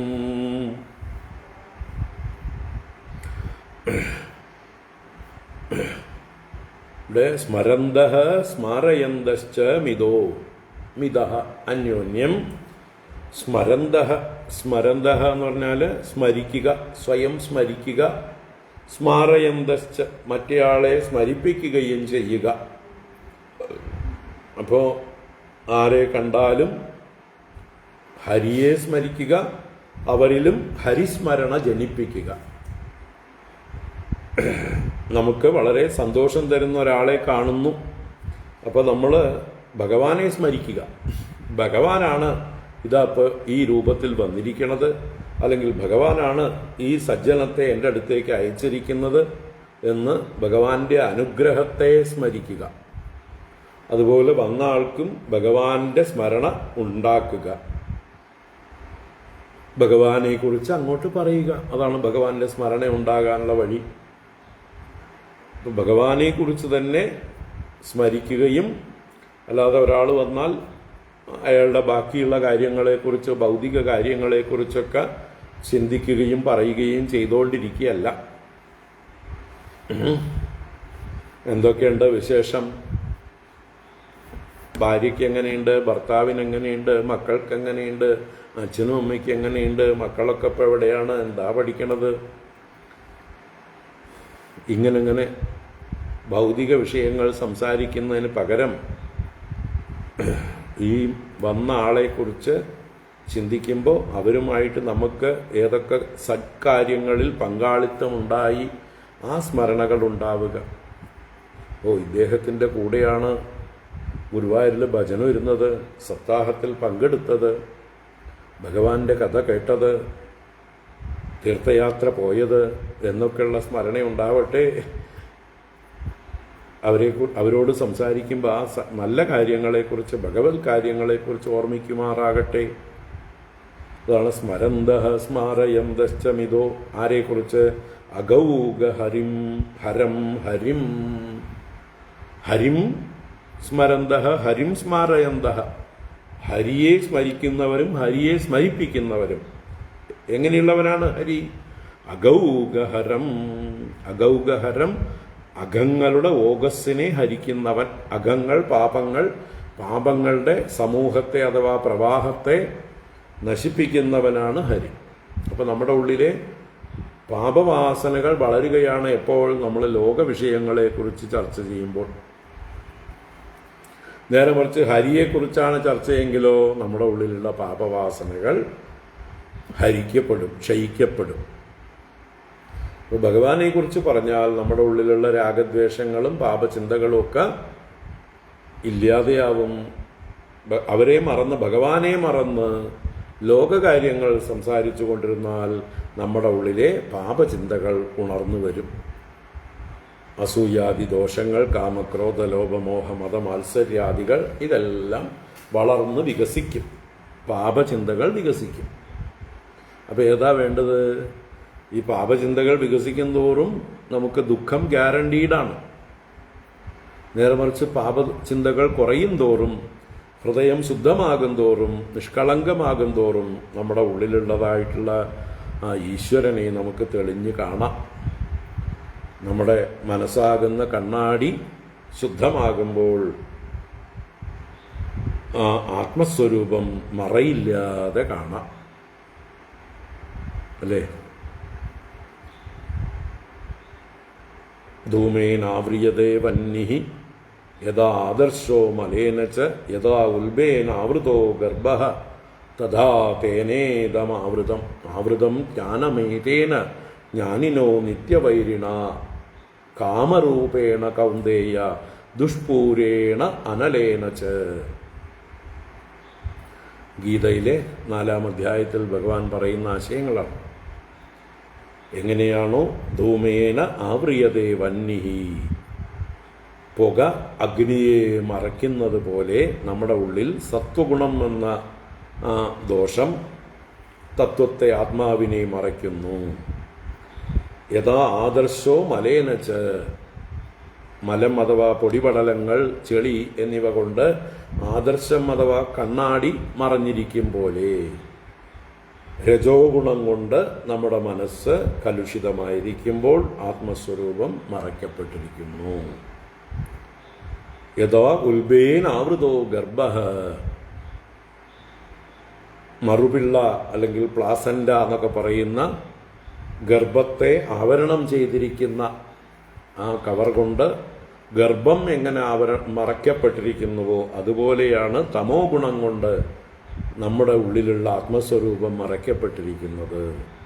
അത് കാലം തികയുമ്പോഴേ ഗർഭം പുറത്തേക്ക് വരുള്ളൂ എന്നതുപോലെ തമോ ഗുണം നീങ്ങാൻ കുറച്ച് കാലമെടുക്കും. എന്നിട്ട് വേണം ആത്മാ പ്രകാശിക്കാൻ. അപ്പം എന്താണ് സത്വം, രജസ്, തമസ് എന്നുള്ള ഈ 3 ഗുണങ്ങളുടെ രൂപത്തിലും കാമം തന്നെയാണ് പ്രവർത്തിക്കുന്നത്. കാമരൂപേണ കൗന്ദേയ ദുഷ്പൂരേണ അനലേന ച എന്നൊക്കെ പറയുന്നു. കാമമാണ് ഇവിടെ മറയ്ക്കുന്നത് ആത്മജ്ഞാനത്തെ, ആത്മസ്വരൂപത്തെ. അപ്പോൾ ഇവിടെ അഗൗഗഹരം ഹരിം എന്ന് പറയുമ്പോഴോ ഈ കാമസമൂഹത്തെ, പാപസമൂഹത്തെ എല്ലാം ഹരിക്കുന്ന ഹരി, എല്ലാം നശിപ്പിക്കുന്ന ഹരി ഈ പറഞ്ഞ സത്വം, രജസ്, തമസ് മുതലായ മാലിന്യങ്ങളെ, ദോഷങ്ങളെയെല്ലാം തുടച്ച് വൃത്തിയാക്കി ആനന്ദസ്വരൂപമായ ആത്മസ്വരൂപത്തെ പ്രകടമാക്കുന്നു. അപ്പോൾ ഹരിസ്മരണ ആത്മസ്വരൂപത്തിലേക്കുള്ള ഒരു തീർത്ഥയാത്രയാണ്, ആത്മസന്നിധിയിലേക്കുള്ള ഒരു മടക്കയാത്രയാണ്. സ്മരന്തഃ സ്മാരയന്തശ്ച മിഥോ അഗൗഗഹരം ഹരിം ഭക്ത്യാ സഞ്ജാതയാ ഭക്ത്യാ ബിഭ്രത്യുൽപുളകാം തനും. ഭക്ത്യാ സഞ്ജാതയാ ഭക്ത്യ, ഇവിടെ 2 ഭക്തി പറയുന്നുണ്ട്. അതിൽ ആദ്യത്തെ ഭക്തി സാധനാഭക്തിയും രണ്ടാമത്തെ ഭക്തി സിദ്ധഭക്തിയും. സാധ്യം അല്ലെങ്കിൽ സിദ്ധം. സാധനയായിരിക്കുമ്പോൾ അത് സാധ്യമാണ്, ലക്ഷ്യമാണ്. അത് പ്രാപിച്ചു കഴിയുമ്പോൾ സിദ്ധം. സാധ്യം തന്നെ സിദ്ധം. ലക്ഷ്യത്തിലെത്തിക്കഴിഞ്ഞാൽ സിദ്ധം. ലക്ഷ്യത്തിലെത്തും വരെ സാധ്യം, ഗോൾ. മറ്റത് ആദ്യത്തെ ഭക്തി പാത്ത്, മാർഗം. അപ്പോൾ ഭക്തി സാധനകൾ കൊണ്ട് അഥവാ സാധനാഭക്തി കൊണ്ട്, അതാണ് ആദ്യത്തെ ഭക്ത്യ. സഞ്ജാതയാ ഭക്ത്യ, സഞ്ജാതമായ ആ പരമപ്രേമരൂപമായിരിക്കുന്ന ലക്ഷ്യമായ ഭക്തി. എപ്പോഴും എനിക്ക് ഭക്തി മാത്രം നൽകി അനുഗ്രഹിച്ചാലും എന്ന് നമ്മുടെ കുലശേഖര ആഴ്വാരൊക്കെ പല പ്രാവശ്യം പ്രാർത്ഥിച്ച പോലെ ആ പരമഭക്തി. വേറൊന്നും വേണ്ട, എനിക്ക് സ്വർഗാദികളിലൊന്നും താല്പര്യമേ ഇല്ല, മോക്ഷം പോലും വേണ്ട. നാസ്താധർമ്മേ ന വസുനിചയേനൈവ കാമോപഭോഗേ യദ്യദ്ഭവ്യം ഭവതു ഭഗവൻ പൂർവകർമാനുരൂപം ഏതത് പ്രാർത്ഥ്യം മമ ബഹുമതം ജന്മ ജന്മാന്തരേപി ത്വൽപാദാംബോരുഹയുഗഗതാ നിശ്ചലാ ഭക്തിരസ്തു. ഇത്രേ വേണ്ടു എനിക്ക്. ഏതത് പ്രാർത്ഥ്യം മമ ബഹുമതം. എല്ലാ പ്രകാരത്തിലും എനിക്ക് വേണ്ടത് ഈ ഒരു കാര്യം മാത്രം. ത്വൽപാദാംബോരുഹയുഗഗതാ നിശ്ചലാ ഭക്തിരസ്തു. നാഹം വന്ദേ തവ ചരണയോർദ്വന്ദ്വമദ്വന്ദ്വഹേദോ കുംഭീപാകം ഗുരുമപി ഹരേ നാരകം നാപനേതും രമ്യാരാമാമൃദു തനുലതാനന്ദനേ നാപിരന്തും ഭാവേ ഭാവേ ഹൃദയഭവനേ ഭാവയേയം ഭവന്തം. എപ്പോഴും ഭവന്തം ഭാവയേയം, ഞാൻ അങ്ങയെ തന്നെ ഭാവന ചെയ്യുമാറാകണം, എപ്പോഴും അങ്ങയെ തന്നെ ചിന്തിക്കുമാറാകണം. വേറൊന്നിലും എനിക്ക് ശ്രദ്ധയില്ല, താല്പര്യമില്ല. ഞാൻ അങ്ങയെ വന്ദിക്കുന്നത് ധർമാർത്ഥ കാമമോക്ഷങ്ങൾ നേടാനോ സ്വർഗാദി ഭോഗങ്ങൾ അനുഭവിക്കാനോ ഒന്നുമല്ല. ഇത്ര മാത്രമേ വേണ്ടൂ. അങ്ങയുടെ സ്മരണ ശാശ്വതമായിരിക്കണം. ദിവി വാ ഭുവി വാ മമാസ്തു വാസോ നരകേ വാ നരകാന്തക പ്രകാമം അവധീരിത ശാരദാരവിന്ദൗ ചരണൗ തേ മരണേപി ചിന്തയാനി. ഏത് ലോകത്തിരുന്നാലും എനിക്ക് പ്രശ്നമില്ല. ഞാൻ അങ്ങയുടെ പാദകമലങ്ങളെ എപ്പോഴും സ്മരിക്കുമാറാകണം. ഇങ്ങനെയുള്ള അതാണ് പരമപ്രേമരൂപമായ ഭക്തി. തസ്മിൻ വിസ്മരണേ പരമവ്യാകുലത. ആ ഭഗവാനെ മറക്കുമ്പോൾ എന്തെന്നില്ലാത്ത വ്യാകുലത.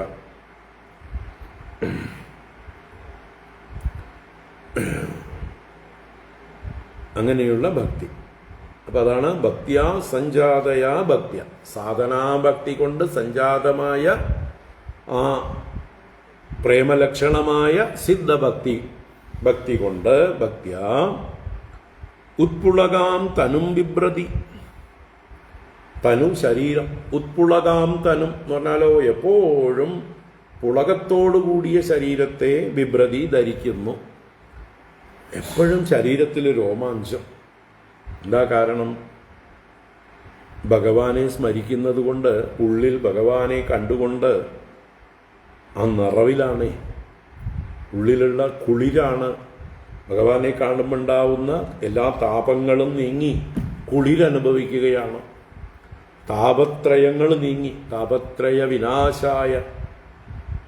താപത്രയങ്ങൾ നീങ്ങിയാൽ പിന്നെന്താണ്? കുളിരാണ്. എന്തിൻ്റെ കുളിര്? ഭക്തിയുടെ ആശ്വാസത്തിൻ്റെ നിറവിൻ്റെ എല്ലാം കുളിര്. അപ്പോൾ കണ്ണുകൾ നിറഞ്ഞിരിക്കും എപ്പോഴും. ശരീരം മുഴുവൻ ആ രോമാഞ്ചം പ്രകടമായിരിക്കും. എപ്പോഴും ഒരു ഭാവം.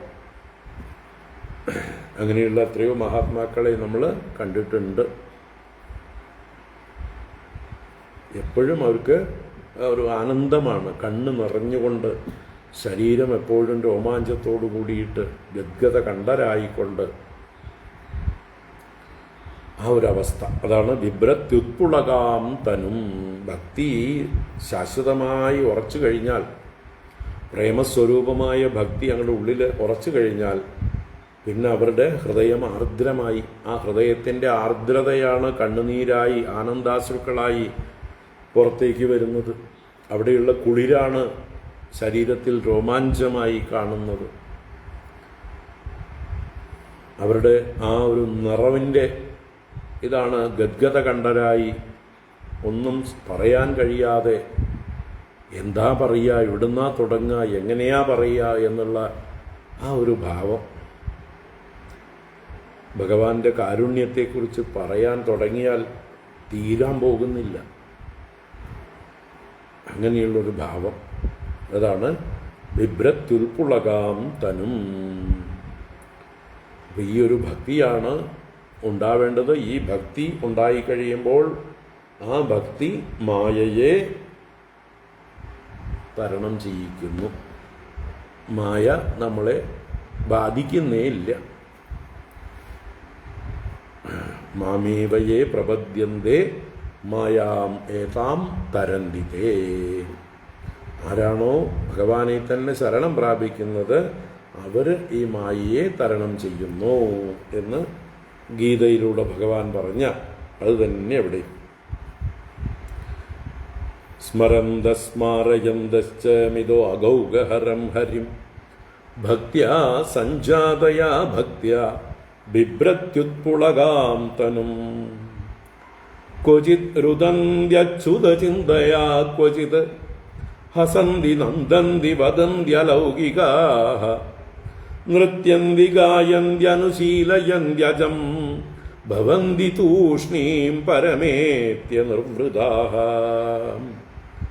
ക്വചിത് രുദന്ത്യച്യുതചിന്തയാ ക്വചിത് ഹസന്തി നന്ദന്തി വദന്ത്യലൗകികാഃ നൃത്യന്തി ഗായന്ത്യനുശീലയന്ത്യജം ഭവന്തി തൂഷ്ണീം പരമേത്യ നിർവൃതാഃ.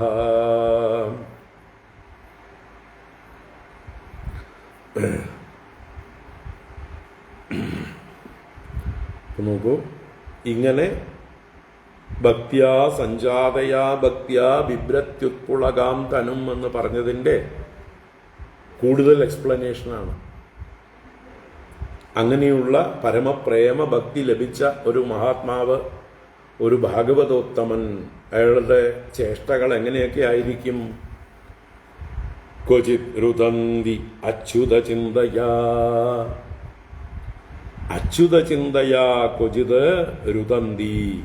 ആ ഭഗവാനെ കുറിച്ച് ചിന്തിച്ച് ചിന്തിച്ച് ചിലപ്പോൾ കരഞ്ഞുകൊണ്ടിരിക്കുന്നുണ്ടാവും.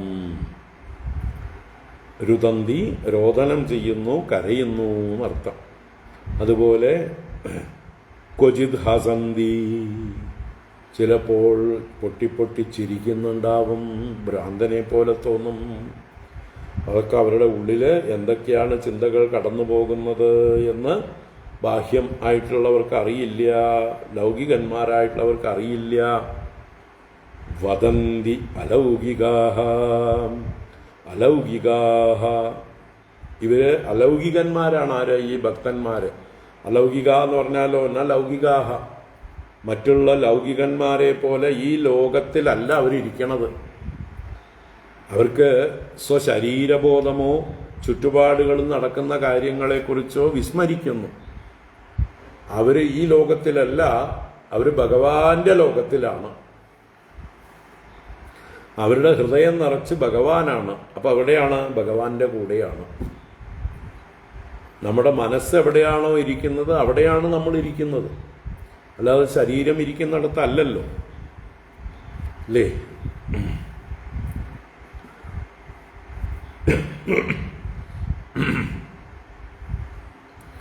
നമ്മുടെയൊക്കെ ശരീരങ്ങൾ അവരവരുടെ വീടുകളിലൊക്കെ ഇരിക്കുന്നു. പക്ഷെ നിങ്ങളുടെയൊക്കെ മനസ്സിപ്പോൾ എവിടെയാണ്? തീർച്ചയായിട്ടും ഭാഗവത ജ്ഞാനഗംഗയിലാണ്. അപ്പോൾ നിങ്ങളിപ്പോൾ എവിടെയായിരിക്കണത് എന്ന് ചോദിച്ചാൽ ഭാഗവത ഗംഗയിലാണ്, ഭാഗവത ജ്ഞാനഗംഗയിലാണ്. ആർഷതീർത്ഥം ആശ്രമത്തിലേക്ക് വന്നിരിക്കുകയാണ് നിങ്ങളൊക്കെ. എല്ലാവരും ഇവിടെ ഉണ്ട്. ഇവിടെ നടക്കുന്നതായിട്ടുള്ള ആ ഭാഗവത ജ്ഞാനഗംഗയിൽ മുങ്ങിക്കൊണ്ടിരിക്കുകയാണ്. വീട്ടിലല്ല ആരും. വീട്ടിൽ ചിലപ്പോൾ ആരെങ്കിലും വിളിച്ചാൽ ബോധം വരും, അല്ലേ? ഭക്ഷണം കഴിക്കാറായി, വരൂ, വിശക്കുന്നു എന്നൊക്കെ പറഞ്ഞ് കുട്ടികളോ മുതിർന്നവരോ ആരെങ്കിലുമൊക്കെ പിന്നിൽ നിന്ന് വിളിച്ചാലാണ് ബോധം വരിക. ആഹാ, ഭാഗവത ഗംഗയിൽ മുഴുകിയിരിക്കുകയായിരുന്നു. അപ്പോൾ മനസ്സെവിടെയാണോ അവിടെയാണ് നമ്മൾ ഇരിക്കുന്നത്. അപ്പോൾ ഇവിടെ അലൗകികാഹ, അവര് ലോകബാഹ്യന്മാരാണ്. അവരിയ്ക്കുന്ന ശരീരം ഇരിക്കുന്നിടത്തല്ല അവരിയ്ക്കുന്നത്. അവരുടെ മനസ്സ് നിറച്ച് ഭഗവാനാണ്.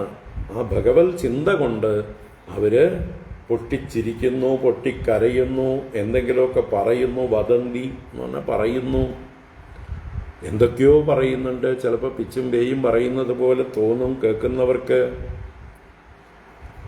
പക്ഷെ അത് ഈ ലോകവുമായിട്ട് ബന്ധമുള്ള കാര്യങ്ങളല്ല അവർ പറയുന്നതും ചെയ്യുന്നതുമായിട്ടുള്ള കാര്യങ്ങൾ. അവർ ചിരിക്കുന്നത് ഈ ലോകത്തെ കാര്യങ്ങളുമായിട്ടല്ല ബന്ധപ്പെടുത്തേണ്ടത്. അവർ കരയുന്നുണ്ടെങ്കിൽ അത് ഭഗവാന്റെ കാരുണ്യത്തെക്കുറിച്ചോർത്ത് ഇത്രയും കാലം ഈ ഭഗവാനെ മനസ്സിലാക്കാൻ മെനക്കെട്ടില്ലല്ലോ, വൈകിപ്പോയല്ലോ എന്നുള്ളതായിട്ടുള്ള ചിന്തകൾ കൊണ്ടാവാം. മറ്റുള്ളവരൊക്കെ ഭഗവാനെ ഭജിക്കാതെ കഷ്ടപ്പെടുന്നത് കാണുമ്പോൾ ചിലപ്പോൾ കരഞ്ഞു പോകാം. അല്ലെങ്കിൽ അവരുടെ എന്താ പറയുക മൗഢ്യത്തെക്കുറിച്ച് ആലോചിച്ച് ചിലപ്പോൾ ചിരി വരാം. എന്താ ഇവരൊക്കെ കാണിക്കുന്നത്? കരുണാമൂർത്തിയായിട്ടുള്ള ഭഗവാൻ ഇവിടെയുള്ളപ്പോൾ ആ ഭഗവാന്റെ അടുത്തേക്ക് വരാതെ ദുഃഖസ്വരൂപമായിരിക്കുന്ന ഈ സംസാരത്തിൽ തന്നെ ഭ്രമിച്ചുകൊണ്ടിരിക്കണമല്ലോ, ഇവരെയൊക്കെ എന്താ പറയേണ്ടത് എന്നിങ്ങനെ പലതും പറഞ്ഞുകൊണ്ടിരിക്കുന്നുണ്ടാവും. വദന്തി അലൗകികാഹ നൃത്യന്തി ഗായന്തി അനുശീലയന്ത്യജം.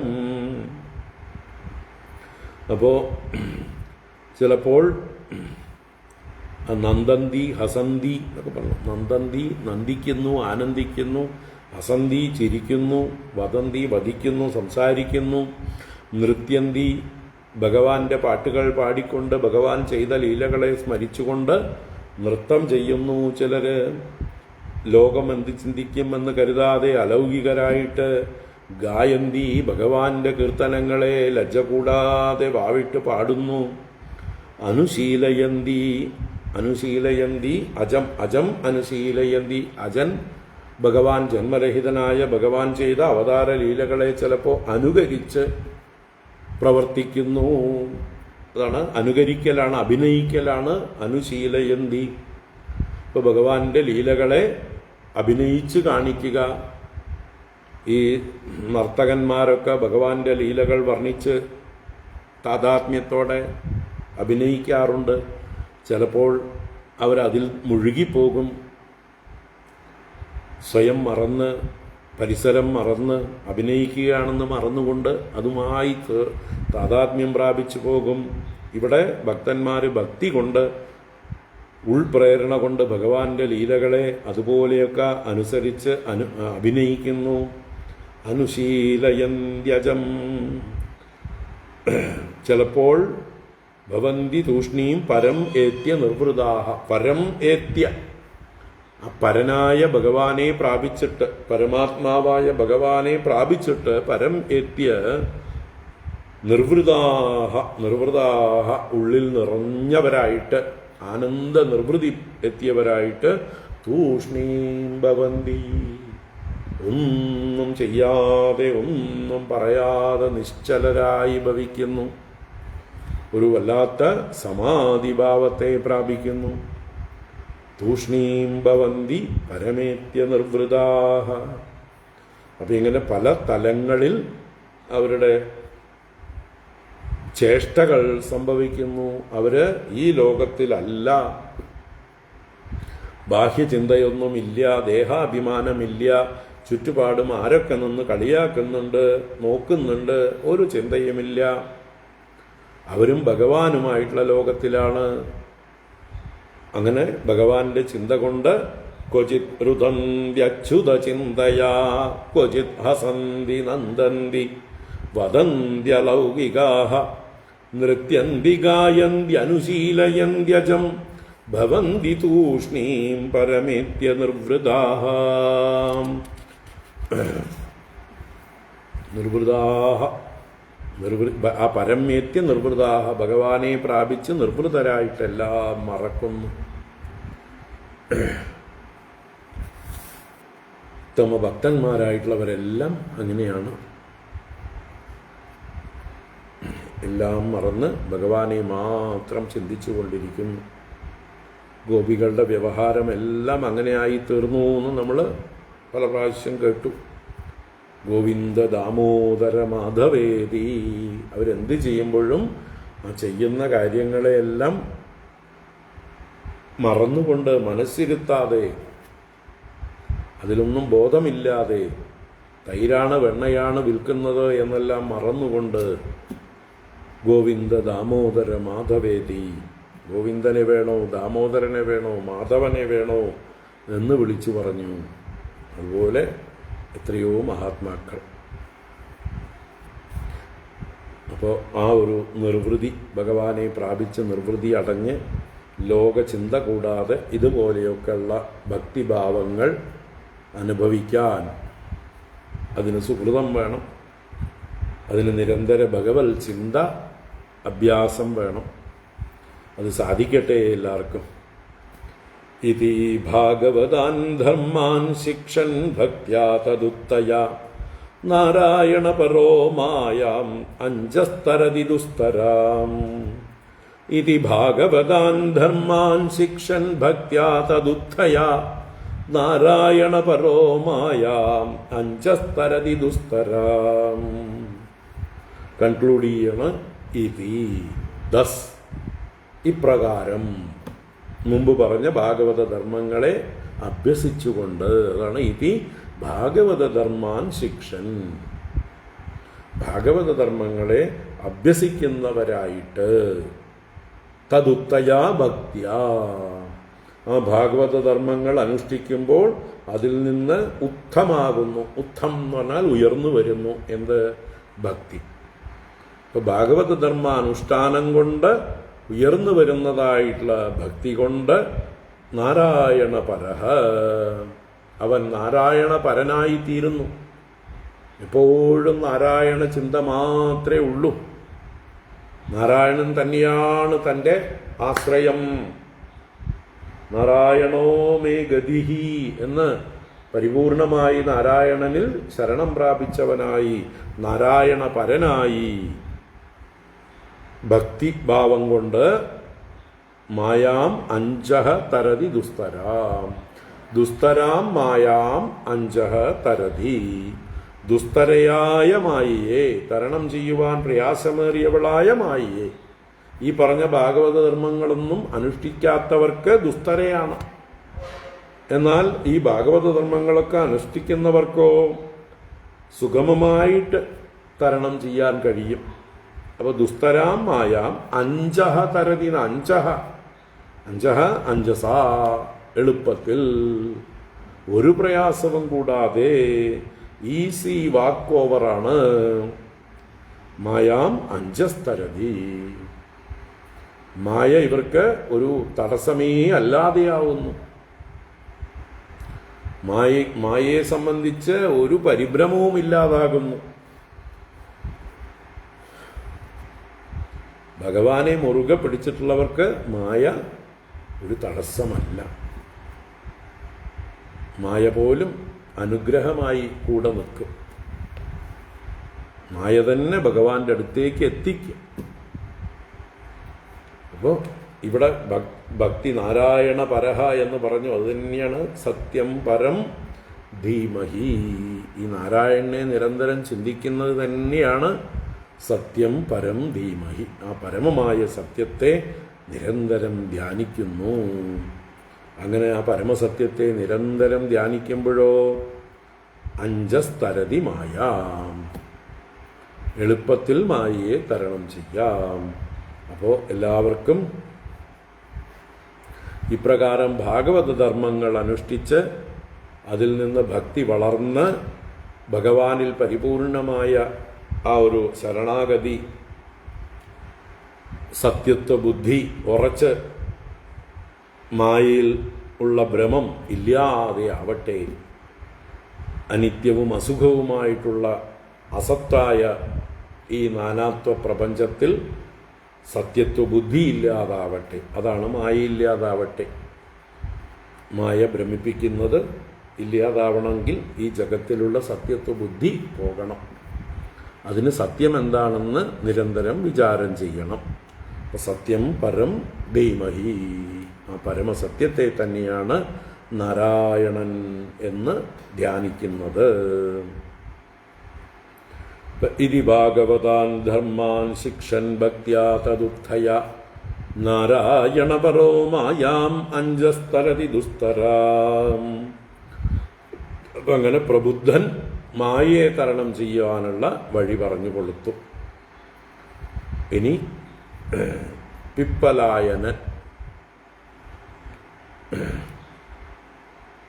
പിപ്പലായനനാണ് നാരായണ തത്വം പറഞ്ഞു കൊടുക്കുന്നത്. വളരെ രസകരമാണ്. പേര് തന്നെ പിപ്പലായനൻ. പറയുന്ന തത്വം നാരായണ തത്വം. എന്തോ ബന്ധമുണ്ടല്ലേ? പിപ്പലം എന്നാൽ ആൽവൃക്ഷം,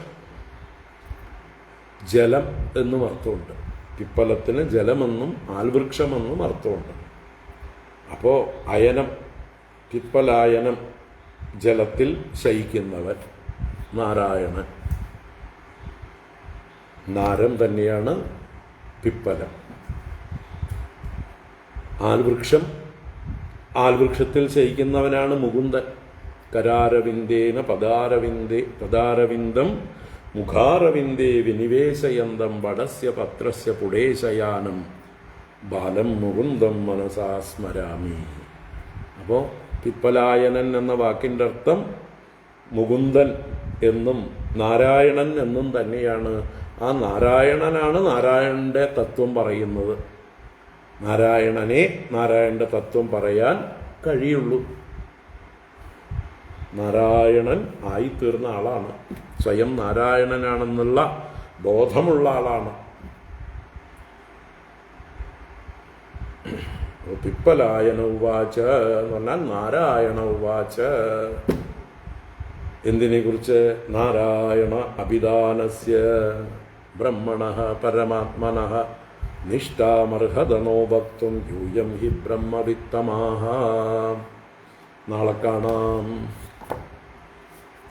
ഓം കായേന വാചാ മനസേന്ദ്രിയൈർവാ ബുദ്ധ്യാത്മനാ വാ പ്രകൃതേ സ്വഭാവാത് കരോമി യദ്യത് സകലം പരസ്മൈ നാരായണായേതി സമർപ്പയാമി. ഓം ശാന്തി ശാന്തി ശാന്തി. ഹരി ഓം ശ്രീ ഗുരുഭ്യോ നമഃ. ഹരി ഓം. നാരായണ.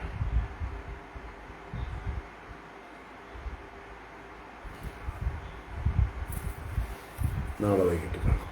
ഹരി ഓം.